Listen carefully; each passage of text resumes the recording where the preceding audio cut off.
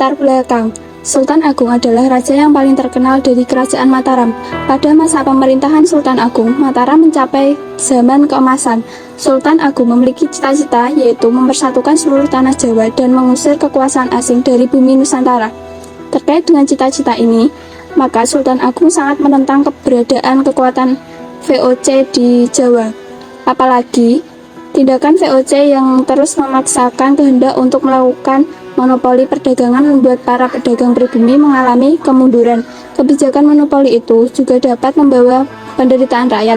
Oleh karena itu, Sultan Agung merencanakan serangan ke Batavia.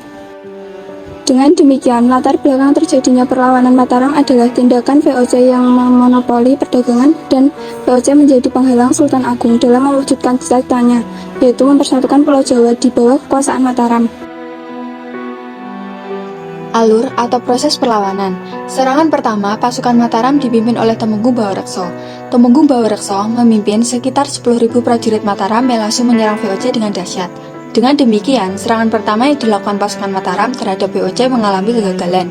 Tidak kurang dari 1.000 prajurit Mataram tewas dalam pertempuran. Serangan kedua rakyat Mataram, persiapan prajurit Mataram pada serangan kedua ini terbilang jauh lebih matang dengan kekuatan yang lebih besar. Total, ada 14.000 prajurit Mataram dikerahkan untuk menyerang VOC, maka mendirikan lumbung-lumbung pada di daerah Tegal dan Cirebon sebagai perbekalan selama bertempur. Akan tetapi, rupanya VOC mengetahui hal tersebut sehingga lumbung-lumbung tersebut dibakar oleh VOC. Akibatnya, pasukan Mataram tidak memiliki persediaan makanan apapun dan kembali mengalami kegagalan, lalu pada akhirnya pada tahun 1646, Sultan Agung wafat karena terserang suatu penyakit. Sepeninggal Sultan Agung, perpecahan persaingan perebutan kekuasaan dan kepentingan pribadi di antara penguasa-penguasa daerah dan di antara kaum bangsawan kembali berkecamuk.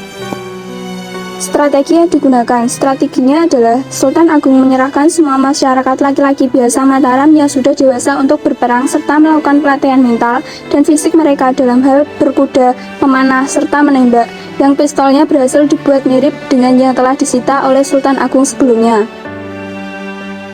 Akhir perlawanan, Mataram kembali mengalami kegagalan dalam serangan keduanya terhadap VOC.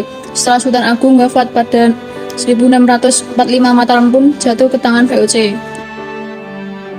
Tokoh dan perannya. Tokoh yang melawan VOC. 1. Sultan Agung Hanyokrokusumo 1593 sampai 1645.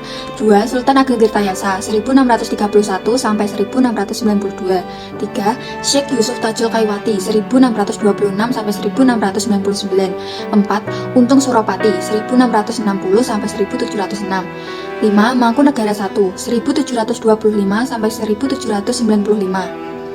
6. Sri Sultan Hamengkubuwono I 1755 sampai 1792. 7. Sultan Uku 1738 sampai 1805. 8. Sultan Hasanuddin 1631 sampai 1670. 9. Lama Dukeleng 1700 sampai 1765. 10. Raja Haji Fisabilillah 1725 sampai 1784.